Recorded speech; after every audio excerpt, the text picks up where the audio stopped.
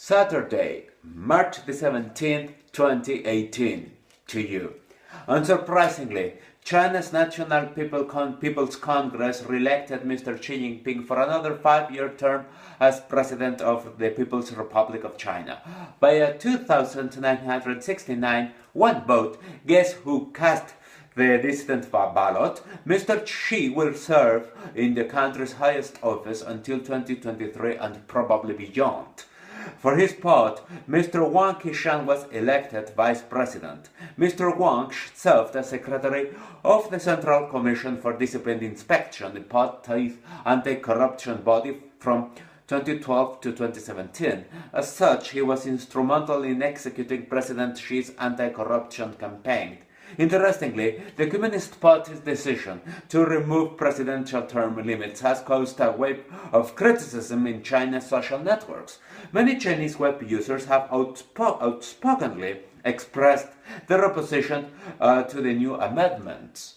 Web censors have reacted by banning the letter N from the internet after it became associated with anti-government protest. In addition, web search for Winnie the Pooh has been blocked in China. If I were a Chinese web censor, I would demand to be paid over time. Indeed, their shifts must be exhausting. It was under this context that the following story took place. On Tuesday the 13th, during another journalist's question at a news conference, a TV reporter was caught on camera giving a huge side eye and rolling her eyes. Mrs. Liang Xiangyi, Yihai Financial News website, made that gesture at a press conference during the National People's Congress annual session, while Mrs. Shang Yu-yong, American Multimedia Television, asked a founding question concerning the Belt and Road Initiative. It is widely known that such press conferences are thoroughly planned in advance. Journalists' questions have been carefully screened by authorities. The entire episode would have remained just a silly moment had it not been for the reaction it caused in the Chinese society. China's most popular social networks, like WeChat and Weibo, quickly filled with posts from users who praised Mrs. Liang's show of frustration. Furthermore, vendors on Taobao, China's version of eBay, sold t-shirts and smartphone cases with her image. Chinese web censors later banned all mention of her from social media, and networks rushed to note that there was nothing to see. The latter begs a logical question: why?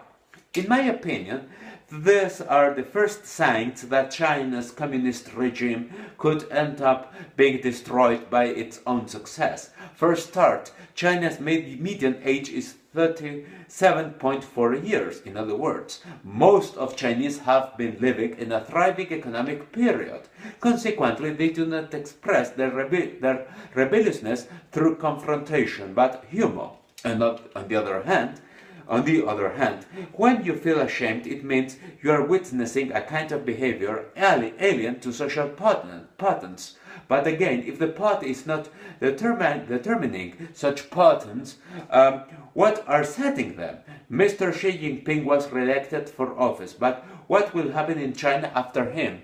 I ignore exactly what it is, but there is something going on in China. It is not about human rights in China, but something deeper. Indeed, it is that Chinese are right humans. The world is still on.